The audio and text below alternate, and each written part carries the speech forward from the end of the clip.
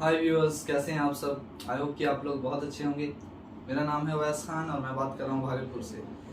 तो गाइस, जैसा कि मैं होप कर रहा हूँ कि आप लोगों ने इससे पहली वाली वीडियो मेरी ज़रूर देखी होगी, जो कि फिजिक्स के एक टॉपिक पे थी, जिसका नाम था प्रेशर इन फ्लूइड्स और एटमॉस्फेरिक प्रेशर, जिसमें हम लोगों ने बात किया था लास्ट टाइम पैस्कल्स लॉ के बारे में। पैस्कल्स लॉ क्या होता है, और बहुत सारे रीजनिंग क्वेश्चंस भी डिस्कस किए थे हम लोगों ने। तो चलिए आज फिर हम लोग अपना नया टॉपिक है उसे स्टार्ट करते हैं। आज हम लोग समझेंगे कि पैस्कल्स लॉ जो होता है उसे हम लोग अप्लाई कहाँ करते हैं, यानी कि एप्लीकेशन ऑफ पैस्कल्स लॉ। तो चलिए फिर बिना टाइम वेस्ट किए हम लोग अपनी इस वीडियो को स्टार्ट करते हैं। और वीडियो स्टार्ट करने से पहले मैं आप लोग को फिर से रिमाइंड कर दूं कि जितने भी ICSE के बच्चे हैं जो कि 6 to 10th में हैं, वो लोग मेरे चैनल को ज़रूर सब्सक्राइब करें, क्योंकि आप लोगों को इससे फ्री ऑफ कॉस्ट बहुत फ़ायदा होने वाला है। मैथ, फिजिक्स, केमिस्ट्री, जितने भी Saint Joseph, Mount Carmel, Saint Teresa, Mount SC के बच्चे हैं, ये लोग ज़रूर सब्सक्राइब करें ताकि आप लोगों को ज़्यादा से ज़्यादा फ़ायदा हो। और बेल आइकन को भी प्रेस करना आप लोग नहीं भूलें बच्चों, क्योंकि आप लोग बेल आइकन को प्रेस करेंगे तो जैसे ही मैं वीडियोस अपलोड करूँगा वो सबसे पहले आप तक पहुँच जाएगी। तो चलिए फिर आज का जो अपना टॉपिक है उससे स्टार्ट करते हैं। Let's go. तो बच्चों, जैसा कि आप लोग देख सकते हैं कि मैंने यहाँ पे पहले से ही एक हाइड्रोलिक मशीन का डायग्राम बना दिया है, और आज हम लोग समझेंगे कि हम लोग पैस्कल्स लॉ को अप्लाई कैसे करते हैं डिफरेंट मशीन्स पर, यानी कि इसका एप्लीकेशन जो है कहाँ कहाँ यूज़ होता है। अब देखिए बच्चों, हम लोग जानते हैं कि एप्लीकेशन ऑफ पैस्कल्स लॉ जो होता है वो क्या होता है कि ट्रांसमिशन जो होता है लिक्विड प्रेशर में, मतलब कि अगर हम लोग किसी लिक्विड में, फ्लूइड में बोल सकते हैं, लिक्विड या फिर गैस, लिक्विड और गैस दोनों ही हमारा फ्लूइड है, उसमें अगर हम लोग प्रेशर अप्लाई करेंगे कहीं पर भी तो वो इक्वली ट्रांसमिट होगा और विदाउट एनी चेंज, अनडिमिनिश्ड, वो इक्वली और अनडिमिनिश्ड ट्रांसमिट होगा through out the volume of the liquid. हम लोग जानते हैं यही हमारा पैस्कल्स लॉ भी कहता है। अब देखिए इसका एप्लीकेशन हमारा होगा हाइड्रोलिक प्रेस में, हाइड्रोलिक ब्रेक्स में और हाइड्रोलिक जैक्स में। तीनों के बारे में हम लोग बारी बारी से बात करेंगे कि हाइड्रोलिक प्रेस, हाइड्रोलिक ब्रेक्स और हाइड्रोलिक जैक्स में किस तरह से पैस्कल्स लॉ का जो है वो यूज होता है, यानी कि इस प्रिंसिपल पे ये तीनों मशीन जो है हमारी काम करती है। बारी बारी से समझिए। सबसे पहले हम लोग इसको समझ लेते हैं कि हाइड्रोलिक मशीन्स में जो है किस तरह से हम लोग ये प्रिंसिपल इस्तेमाल करते हैं, यानी कि किस प्रिंसिपल पे ये वर्क करता है। ऑब्वियस है पैस्कल्स लॉ के प्रिंसिपल पे। अब देखिए यहाँ पे हम लोगों ने दो सिलेंडर बना दिया है। पहले ही आप लोग देख सकते हैं कि एक वेसल X है उस तरफ, और एक तरफ इधर है हमारा वेसल Y, जिसको हम लोगों ने कनेक्ट कर दिया है एक हॉरिजॉन्टल ट्यूब से, इस ट्यूब से कनेक्ट कर दिया है, जिसका नाम हम लोगों ने रख दिया है Z। अब देखिए वेसल X जो है, इसमें हमारा एक वाटर टाइट पिस्टन लगा हुआ है बच्चों, आप लोग देख सकते हैं एक वाटर टाइट पिस्टन लगा हुआ है, M नाम है इसका, M नाम रख दिया हम लोगों ने। और वेसल Y में भी हमारा एक वाटर टाइट पिस्टन लगा हुआ है, जिसका हम लोगों ने नाम रख दिया N। इस तरह से हम लोग मान रहे हैं। अब देखिए बच्चों, वेसल X जो है इसका छोटा डायमीटर है, आप लोग देख सकते हैं इसका डायमीटर कम है in comparison to vessel Y। इसका हमारा डायमीटर जो है वो ज़्यादा है। तो इसी, अगर डायमीटर ज़्यादा है इसका मतलब कि रेडियाई भी जो होगा वेसल X का, और वेसल X का जो रेडियाई होगा, आपका रेडियस होगा, वो इससे क्या हो जाएगा, कम हो जाएगा। तो इसका रेडियाई हम लोगों ने मान लिया स्मॉल r, और इसका रेडियाई हम लोगों ने मान लिया कैपिटल R। अब हम लोग एरिया ऑफ क्रॉस सेक्शन को वेसल X के मान लेते हैं A1, और इसके एरिया ऑफ क्रॉस सेक्शन को मान लेते हैं A2। अब देखिए एरिया ऑफ क्रॉस सेक्शन किसको कहते हैं, पहले भी मैंने आप लोगों को समझाया है, फिर से एक बार बता देता हूँ शॉर्ट में कि फॉर एग्जांपल ये एक कोई पाइप है, ठीक है, कोई पाइप है, उसके अंदर जब आप झांकेंगे इस तरह से तो आपको वो जो जितना भी एरिया अंदर नजर आ रहा है, दिस एरिया यहाँ से यहाँ तक, ठीक है, is equal to the area of cross section और cross sectional area, we call it cross sectional area.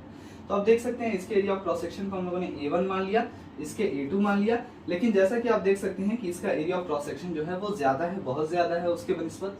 तो इस वजह से हम लोग ये चीज हम लोग पहले ही लिख लेते हैं कि A2 will be greater than A1, यानी कि इसका जो एरिया ऑफ क्रॉस सेक्शन है वो पहले वाले सिलेंडर, पहले वाले वेसल के एरिया ऑफ क्रॉस सेक्शन से बहुत ज्यादा है।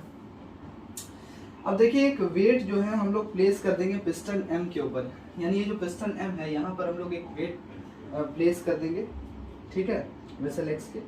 अब ये जो वेट हम लोग इसके ऊपर रखेंगे बच्चों, जाहिर सी बात है कोई भी वेट आप रखेंगे तो वो फोर्स लगाएगा पिस्टन के ऊपर, ठीक है, फोर्स लगाएगा। अब मान लीजिए यहाँ पे हम लोग जो भी इसके ऊपर वेट रखेंगे वो फोर्स लगाएगा, उस फोर्स को हम लोग मान लेते हैं F1। ये देखिए यहाँ पे हम लोगों ने लिख दिया है F1, जो भी वेट आप यहाँ पे रख रहे हैं, ठीक है। अब इस वजह से प्रेशर जो होगा, प्रेशर हम लोग जानते हैं कि प्रेशर जो अप्लाई हो रहा है यहाँ पे, प्रेशर जो है हमेशा आपका प्रेशर यहाँ पे जो अप्लाई होगा आपका, ये डाउनवर्ड डायरेक्शन में होगा। क्यों डाउनवर्ड डायरेक्शन में होगा? क्योंकि आप वेट प्लेस कर रहे हैं और वेट जो होता है उसका फोर्स जो होता है वो डाउनवर्ड डायरेक्शन में एक्ट करता है। और हम लोग अच्छी तरीके से जानते हैं बच्चों कि प्रेशर इक्वल टू होता है फोर्स बाय एरिया, यानी कि force acting per unit area. लेकिन हम लोग यहाँ पे इसको F1 बाय A1 लिखेंगे, इसलिए क्योंकि इस वेसल में हम लोगों ने जो फोर्स माना है वो F1 है और एरिया ऑफ क्रॉस सेक्शन जो है वो A1 है हमारा, इसीलिए प्रेशर बराबर हो जाएगा फोर्स पर unit area F1 bye A1। अब देखिए पास्कल्स लॉ के हिसाब से अगर हम चलते हैं तो हम लोग को पता चलेगा कि जो प्रेशर एग्जर्ट हो रहा है यहाँ पिस्टन M पे, यहाँ पे जो प्रेशर एग्जर्ट हो रहा है ये इक्वली ट्रांसमिट होगा through out the volume of the liquid. ये पूरे वॉल्यूम में ये जो प्रेशर हम लोग यहाँ पे लगा रहे हैं which is due to the weight, ठीक है, या फिर F1 आप बोल सकते हैं, ये इक्वली ट्रांसमिट होगा through out the volume of the liquid में। अब देखिए अपवर्ड प्रेशर जो होगा, अपवर्ड प्रेशर जो होगा हम लोग मान सकते हैं यहाँ पे जो हमारा प्रेशर होगा ये हमारा हो जाएगा F1 बाय A1। ये तो हम लोग पहले ही समझ गए कि ये प्रेशर के बराबर हो जाएगा आपका upward pressure F1 bye A1। अब अपवर्ड प्रेशर किसको कह रहे हैं बच्चों? अपवर्ड प्रेशर कह रहे हैं जो प्रेशर आपका इस पिस्टन में यहाँ पे जो, अब जैसे ये प्रेशर जो आप इधर लगाइएगा, ये जो फोर्स आप यहाँ लगाइएगा, जो प्रेशर ये एग्जर्ट होगा यहाँ पे, तो ये इक्वली ट्रांसमिट हो जाएगा according to Pascal law. Transmit होगा तो फिर यही फोर्स जो है आपका अपवर्ड डायरेक्शन में लगेगा, जो डाउनवर्ड डायरेक्शन में आप लगा रहे थे ड्यू टू द वेट, तो वो इसके बराबर हो जाएगा। यानी कि ये जो F2 है आपका, यहाँ पे जो आपका फोर्स लग रहा है, या सॉरी फोर्स बोल रहे हैं, यहाँ पे जो आपका प्रेशर लग रहा है वो इक्वल हो जाएगा इसके, ठीक है। यानी कि अपवर्ड प्रेशर भी जो हो जाएगा वो F1 बाय A1 आपका हो जाएगा। यानी कि जितना प्रेशर आपका वहां पे लग रहा है वो प्रेशर और यहाँ पे जो प्रेशर लग रहा है वो pressure, force acting per unit area, यहाँ वाला और यहाँ वाला दोनों बराबर होगा। क्योंकि ऑब्वियस है कि जितना प्रेशर वहां पे एक्सपीरियंस हो रहा है, जितना प्रेशर वहां पे उस वेट की वजह से एक्सपीरियंस हो रहा है, वही प्रेशर जो इक्वली ट्रांसमिट होकर यहाँ पे अपवर्ड डायरेक्शन में यहाँ पर भी वो एक्सपीरियंस किया जाएगा। अब देखिए इस वजह से हम लोग बोल सकते हैं बच्चों कि अपवर्ड फोर्स F2 जो होगा वो प्रेशर इनटू एरिया होगा, क्योंकि हम लोग जानते हैं force is equal to pressure into area. तो हम लोग जानते हैं कि ये यहाँ पे जो फोर्स है, यहाँ पे जो फोर्स है आपका, ये बराबर हो जाएगा आपका प्रेशर इनटू एरिया, ठीक है। ये हम लोग अच्छे से जानते हैं force is equal to pressure into area होता है। और प्रेशर यहाँ पे जो पिस्टन पे लग रहा है ये हम लोग N मानते हैं, N, ठीक है। अब देखिए बच्चों F2 बराबर हो जाएगा यहाँ पे, जैसा हम लोग F1 bye A1 into A2 हो जाएगा बच्चों, ठीक है। F2 बराबर F1 bye A1 into A2, ये A2 जो हम लोगों ने, क्योंकि प्रेशर इज इक्वल टू अभी हम लोगों ने क्या निकाला है, यहाँ पे कितना प्रेशर लग रहा है F1 बाय A1, तो वही F1 बाय A1 यहाँ पे पुट कर दिया, प्रेशर की जगह पे वैल्यू, इस प्रेशर की जगह पे value F1 bye A1 put कर दिया। तो इससे एक चीज हम लोग को प्रूव हो गया कि F2 बाय F1 जो है, F2 बाय F1 जो है बराबर हो जाएगा मेरा A2 बाय A1 के, ठीक है। ये आप लोग को डेरिवेशन भी इसका पूछ सकता है, इसीलिए मैंने आप लोगों को इस तरह का सेटअप बना के मैंने आप लोगों को एक्सप्लेन कर दिया बच्चों। तो इस तरह से आप लोगों को ये डेरिवेशन जो है प्रूव करना है। अगर प्रूव करने को बोल दे ये वाला डेरिवेशन, ये डिराइव करने आ जाए कि F2 bye F1 equal to A2 bye A1, तो आप लोग इस तरह से ये सेटअप बना के, हाइड्रोलिक मशीन का सेटअप बना के आप लोग प्रूव कर सकते हैं। तो चलिए हम लोग अपने, एक चीज़ मैं आप लोगों को और बता दूं कि जैसा कि मैंने आप लोगों को पहले बताया था कि इसका जो क्रॉस सेक्शनल एरिया है वो इसके क्रॉस सेक्शनल एरिया से बहुत ज़्यादा है। ये देखिए A2 is greater than A1, इसके क्रॉस सेक्शनल एरिया से ज़्यादा है। तो फोर्स जो इसमें आपका एक्सपीरियंस हो रहा होगा वो इसके फोर्स से ज़्यादा होगा, क्योंकि इसका जो एरिया है वो इससे बहुत ज़्यादा है। इस वजह से ये आपका इम्प्लाई करता है कि फोर्स जो है F2 जो है वो F1 से ज़्यादा होगा, क्योंकि इसका क्रॉस सेक्शनल एरिया ज़्यादा है। लेकिन प्रेशर मतलब pressure force acting per unit area, किसी यूनिट एरिया पे जो फोर्स एक्ट कर रहा है वो आपका दोनों में इक्वल होगा, प्रेशर आपका दोनों में इक्वल होगा, क्योंकि pressure is equal to force acting per unit area, इसीलिए प्रेशर आपका दोनों ही वेसल में इक्वल होगा। लेकिन if I talk about the total force, so it will be greater in the vessel Y as compare to the vessel X। Why? What's the reason? Because the cross sectional area of vessel Y is much more than the cross sectional area of the vessel X. So I hope you all understand. अब बच्चों जब हम लोग एक छोटा सा force यहाँ पे लगाते हैं, छोटा सा फोर्स जब हम लोग यहाँ पे लगाते हैं, हल्का सा फोर्स लगाएंगे स्मॉलर पिस्टन एम पे, तो ये बहुत बड़ा, बहुत लार्ज फोर्स क्रिएट करेगा इस दूसरे वाले पिस्टन में, ठीक है। और यही हम लोगों का एक्सप्लेन करता है प्रिंसिपल ऑफ हाइड्रोलिक मशीन। अगर आप लोग को सवाल आ जाए 1 नंबर का कि on what principle does the hydraulic machines work, so it's very easy, it works on the principle of Pascal's law. और अभी 3 मशीन्स के बारे में हम लोग पढ़ने जा रहे हैं। हाइड्रोलिक ब्रेक्स के बारे में पढ़ेंगे, हाइड्रोलिक प्रेस के बारे में पढ़ेंगे, हाइड्रोलिक जैक्स के बारे में पढ़ेंगे, तीनों का यूज, कंस्ट्रक्शन, वर्किंग पढ़ेंगे, और तीनों का तीनों एक ही प्रिंसिपल पे वर्क करता है। अगर सवाल आए तो आप लोग आंसर दे दीजिएगा। It works on the principle of Pascal's law, 1 number मिल जाएगा। अब देखिए इसका असर ये होता है कि जब आप हेवी लोड प्लेस करेंगे लार्जर पिस्टन पे, तो वो आराम से लिफ्ट हो जाएगा। फॉर एग्जांपल आप यहाँ पे कितना भी हेवी लोड, अब इसका मैं आपको एक्सप्लेन करूंगा कि किस तरह से हाइड्रोलिक जैक्स का इस्तेमाल करके कम फोर्स, यहाँ पे कम फोर्स अप्लाई करके ज्यादा फोर्स जनरेट किया जा सकता है, ठीक है। ज्यादा फोर्स मतलब कम एफर्ट देके, यहाँ पर इस पहले वाले पिस्टन में, पहले वाले वेसल में कम एफर्ट देके बड़ा फोर्स जनरेट किया जा सकता है, जिसकी मदद से हम लोग हेवी ऑब्जेक्ट्स को, फॉर एग्जांपल कार्स को, बाइक्स को अपलिफ्ट जो है हम लोग कर सकते हैं। ये जो स्मॉलर फोर्स आप यहाँ पर लगाएंगे ना, यहाँ पे आप, हालांकि यहाँ पे आप लोगों ने बहुत छोटा फोर्स लगाया है F1, लेकिन वो बहुत मल्टीपल टाइम्स, यानी कि वो मल्टीप्लाई हो जाएगा and it becomes much much larger. Why? Because due to the cross sectional area, greater cross sectional area, due to the larger area. अब चलिए हम लोग बारी बारी समझते हैं। सबसे पहले हम लोग समझेंगे कि हाइड्रोलिक मशीन्स कैसे वर्क करता है, उसके वर्किंग को, उसके कंस्ट्रक्शंस को। बस आप लोग बने रहें बच्चों मेरे साथ, इसे हम लोग पहले मिटा लेते हैं। अब देखिए बच्चों, यहाँ पे हम लोगों ने पहले से ही मैंने बना लिया यहाँ पे हाइड्रोलिक प्रेस का डायग्राम, ताकि इसमें ज़्यादा बनाने में टाइम वेस्ट नहीं हो हमारा, ठीक है। बहुत टाइम वेस्ट होता है इसमें बनाने में। अब मैं आपको इसका कंस्ट्रक्शन और इसका वर्किंग एक्सप्लेन करने वाला हूँ। ध्यान से इस एक्सप्लेनेशन को सुनिएगा कि आपके बहुत काम आने वाला है। अब देखिए मैं आपको यहाँ पे कुछ भी लिख के नहीं दिखाऊंगा, कंस्ट्रक्शन भी नहीं और वर्किंग भी नहीं, बस एक्सप्लेन करूंगा, क्योंकि ऑलरेडी आपके बुक्स में ये कंस्ट्रक्शन और वर्किंग दोनों दिया हुआ है, लिखा हुआ है। I just explain it to you all, ठीक है।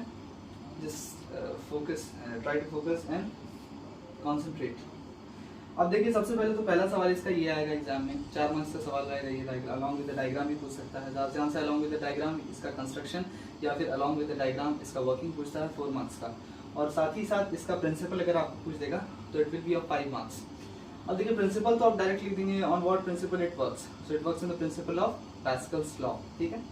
लेकिन अभी हम लोग इसका कंस्ट्रक्शन समझते हैं, ध्यान से देखिएगा।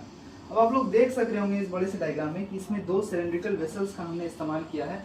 एक हमारा C है और दूसरा हमारा D है। ये वाला वेसल हमारा D है, सॉरी मैं यहाँ पे लिखना भूल गया, और इस वेसल का नाम हमारा C है बच्चों। अब इसको हम लोगों ने यहाँ पे एक हॉरिजॉन्टल ट्यूब से कनेक्ट कर दिया है जिसका नाम R है। ये हमारा ट्यूब है जिसका नाम R है। इस तरह से आप कंस्ट्रक्शन इसका लिखेंगे। अब देखिए सिलेंडर C जो है ये वाला हमारा, इसका क्रॉस सेक्शनल एरिया कम है, ठीक है। और इसको हम लोगों ने ऑयल से फिल कर दिया है। आप देख सकते हैं इसको हम लोगों ने ऑयल से जो है फिल कर दिया है सिलेंडर C को, और इसमें पूरा ऑयल भरा हुआ है, ठीक है।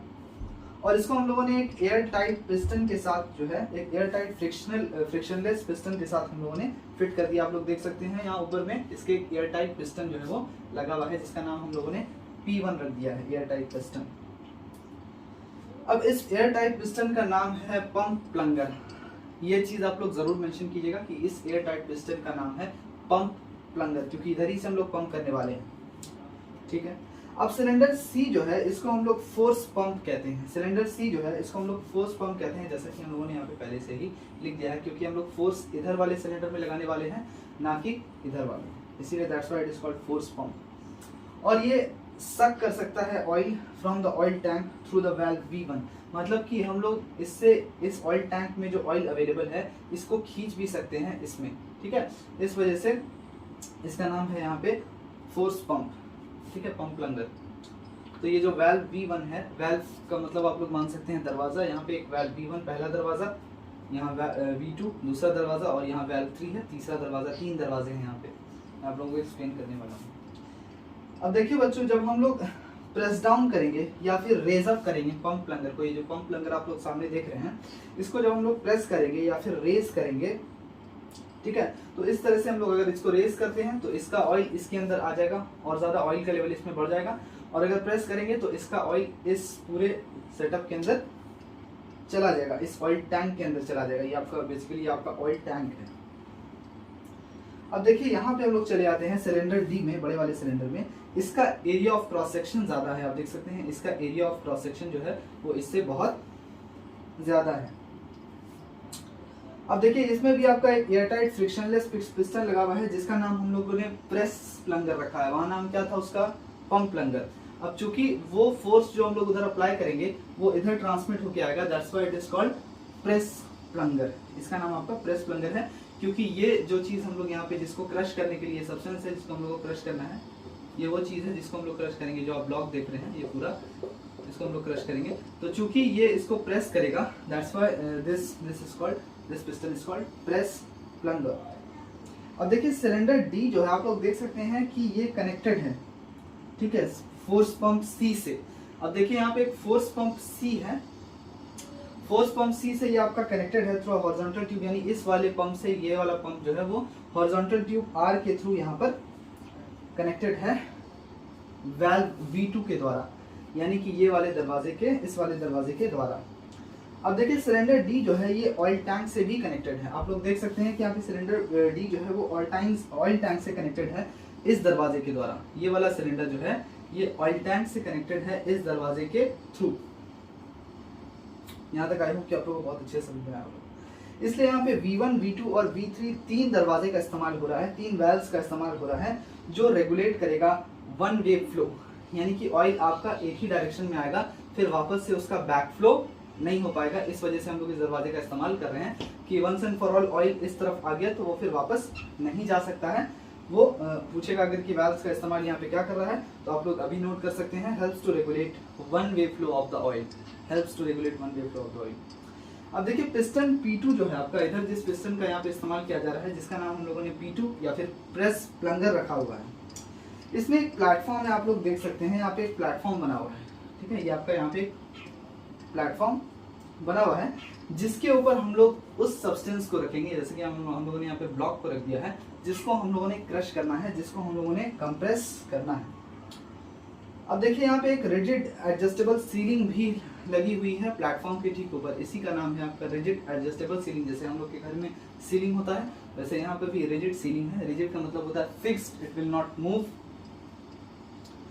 अब देखिए जो भी सब्सटेंस को आपको कंप्रेस करना है वो आप लोगों को इस प्लेटफॉर्म के और इस सीलिंग के बीच में उसको रख देना है, और फिर जब हम लोग इसका वर्किंग अभी मैं आप लोगों को एक्सप्लेन करूंगा that how it works on the principle of Pascal's law, I will explain it to you in detail, so you just have to focus, then you will be able to understand that how it works. तो चलिए ये तो था बच्चों हमारा construction. अब इसके working को समझते हैं। कंस्ट्रक्शन मैंने आप लोगों को बहुत अच्छे से समझाया है, अगर आप लोग फिर से रिवाइंड करके वीडियो को देख सकते हैं स्लो करके, ताकि आप लोगों को आंसर राइटिंग करने में मजा आए। अब देखिए वर्किंग, या तो कंस्ट्रक्शन के साथ डायग्राम पूछेगा, ठीक है, 4 मार्क्स का, या फिर आपका वर्किंग के साथ डायग्राम पूछेगा 4 मार्क्स का, और अगर उसमें एक चीज और ऐड कर दिया प्रिंसिपल, तो it will be of 5 marks. Now will try to understand how it works. Working सबसे पहला है बच्चों की, जब पंप प्लंगर जो होता है, यानी कि हमारा पंप प्लंगर ये वाला पंप, ठीक है, जब आप इसको रेस करेंगे, इस हैंडल को जब आप खींचेंगे, इसको जब आप रेस करेंगे तो वाल्व V1 यानी ये वाला जो दरवाजा है ये आपका खुल जाएगा बच्चों, ऊपर की तरफ खुलेगा, और वाल्व 2 यानी कि दूसरा वाला दरवाजा आपका अभी क्लोज रहेगा। ये वाला दरवाजा आपका नहीं खुलेगा, जब आप इसको ऊपर खींचेंगे तो ये वाला दरवाजा आपका खुल जाएगा। अब ये यहाँ पे जो ऑयल है इस टैंक में वो इसके अंदर सक हो जाएगा, यानी कि इसमें से जितना भी आप उसको खींचेंगे, जितना ज्यादा आपको फोर्स जनरेट करना है उस हिसाब से, अब आप उसको जब खींचेंगे तो इसका ऑयल, यहाँ पे जो इस ऑयल टैंक में जो ऑयल प्रेजेंट है वो इसके अंदर सक होके, जैसे सीलिंग से आप लोग खींचते हैं ना पानी में डाल के सीलिंग के अंदर, इंजेक्शन के अंदर, उसी तरह से जब आप लोग इस हैंडल को ऊपर खींचेंगे तो इसका सारा ऑयल नहीं, मतलब कुछ ऑयल इसमें आ जाएगा।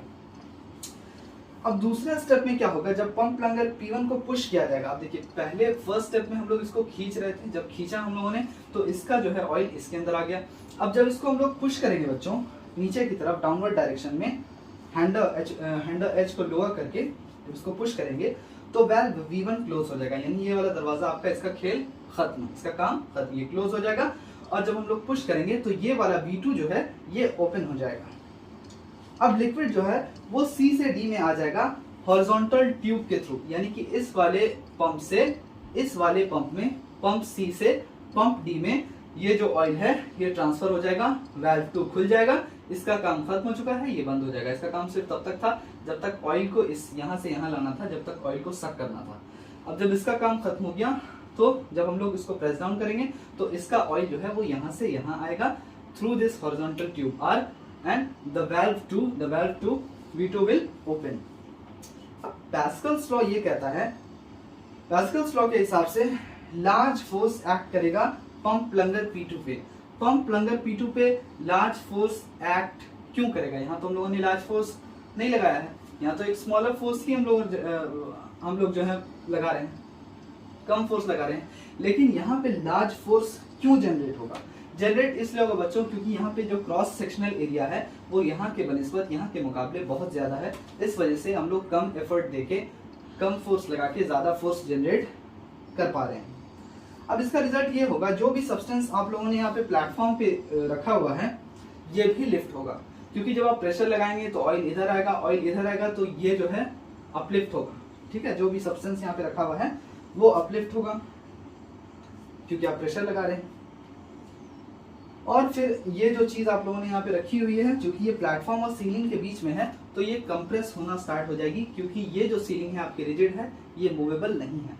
इस वजह से जो भी सब्सटेंस आप यहाँ पे रखेंगे वो कंप्रेस होना चालू हो जाएगा, वो क्रश होना चालू हो जाएगा।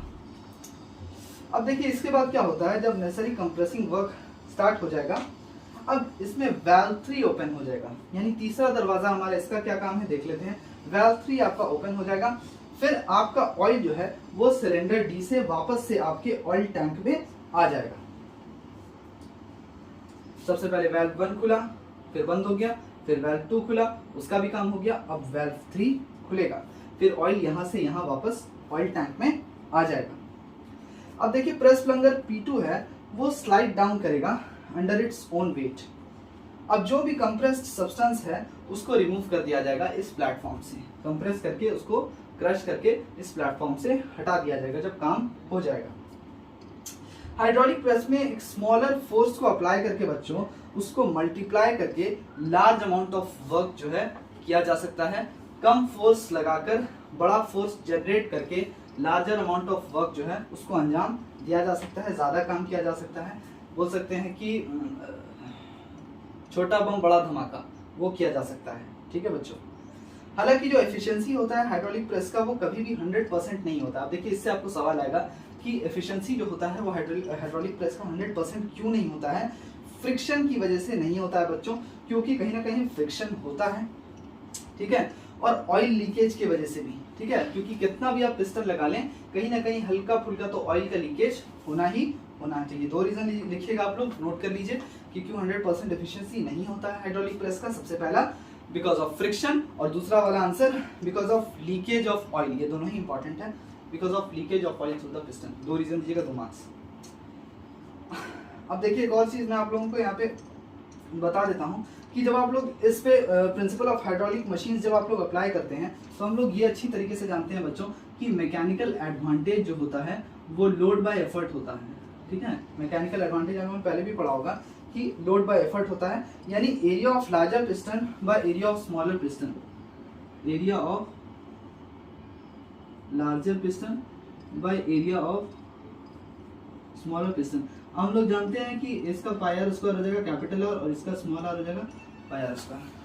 ठीक है बच्चों, जिसमें कि यहाँ पे पाई पाई आपका कट जाएगा और आंसर आ जाएगा आपका R square by R square, capital R का स्क्वायर बाय स्मॉल आर का स्क्वायर।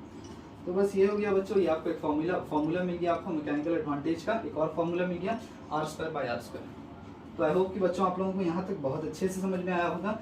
और अगर हम बात करें कि हाइड्रोलिक प्रेस का यूज कहाँ होता है, याद रखिएगा ये 2 मार्क्स का क्वेश्चन रहता है और इम्पोर्टेंट है। हाइड्रोलिक प्रेस का इस्तेमाल किया जाता है कॉटन ब्लेड्स को और स्ट्रॉ को कंप्रेस करने के लिए। इसके अलावा इसका इस्तेमाल होल स्पंज करने में भी किया जाता है। किसी चीज में अगर छेद करना है तो उसके लिए भी आपका हाइड्रोलिक प्रेस का इस्तेमाल किया जा सकता है, मेटल्स में अगर आपको छेद करना है। इसके अलावा अगर आपको शेप्स देना है मेटल शीट्स में, या उसको पतला करना है मेटल शीट को, या उसमें शेप देना है, तो उसके लिए भी इसका इस्तेमाल किया जाता है। ऑयल एक्सट्रैक्ट करने के लिए, जैसे कि हम लोगों ने आपको बताया था, जब आप इस हैंडल को खींचेंगे तो यहाँ से ऑयल निकल जाएगा, सक हो जाएगा ऑयल। तो ऑयल एक्सट्रैक्ट करने के लिए भी ऑयल सीड्स से इसका इस्तेमाल किया जाता है। तो ऑयल कैसे एक्सट्रैक्ट किया जाता है, फिर यहाँ पे सीड्स को रख दिया जाएगा, तो सीड्स क्रश हो जाएगा, क्रश हो जाएगा तो सीड्स के अंदर का ऑयल जो है वो बाहर आ जाएगा, निकल जाएगा। जैसे कि लिनसीड और कॉटन सीड्स से ऑयल निकालने में काम आता है। तो आई होप कि आपको ये टॉपिक आज बहुत अच्छे से समझ में आया होगा। अगर नहीं समझ में आया है, वीडियो को रिवाइंड करके देखिए, वीडियो को स्लो करके देखिए बच्चों। यकीन मानिए आप लोग को बहुत फ़ायदा होगा अगर आप लोग कॉन्सेंट्रेट करेंगे। तो चलिए आज की वीडियो में यहीं पे एंड करने वाले हैं। तो बच्चों आई होप कि आज की जो हमारी वीडियो थी वो आप लोगों को बहुत पसंद आई होगी। बस आप लोगों से एक ही गुजारिश है कि मैं तो अपनी तरफ से पूरा एफर्ट देता हूं बच्चों, आप लोग बने रहें मेरे साथ, क्लास को मिस नहीं करें, जितने वीडियोस अपलोड करता हूं उन्हें ज़रूर देखें, आपके ही काम आएगा वो। मेरे से ज़्यादा आपका फ़ायदा है, मेरा तो बहुत कम फ़ायदा है, कुछ भी नहीं है, ठीक है। तो आप लोग ज़रूर देखें मेरी वीडियोज़ को। और आई होप कि आप लोगों को जो आज की मेरी वीडियोस थी, जो कि जिसमें मैंने हाइड्रोलिक प्रेस को बहुत अच्छी तरीके से उसके कंस्ट्रक्शन और वर्किंग को एक्सप्लेन किया है, और यहाँ से जितना भी मैं याद रखिए, जितना भी सवाल बताता हूँ, ये सारे का सारा सवाल जो डिस्कस करता हूँ ये बहुत इंपॉर्टेंट है। और अगर आप लोग मेरे साथ बने रहेंगे तो मैं एग्जाम से पहले भी आप लोगों को काफ़ी इंपॉर्टेंट टॉपिक्स बताऊँगा, जहाँ से आप लोग का क्वेश्चन जो है वो लड़ जाएगा, ठीक है। तो फिर आज का जो वीडियो है उसे हम लोग ख़त्म करते हैं और मिलते हैं अपनी अगली वीडियो में, जो कि ऑब्वियस है इसी टॉपिक पे भी फिजिक्स ही पढ़ा रहा हूँ मैं, इसी पे करूँगा अपलोड वीडियोस। तो तब तक के लिए गुड बाय, अल्लाह हाफिज़।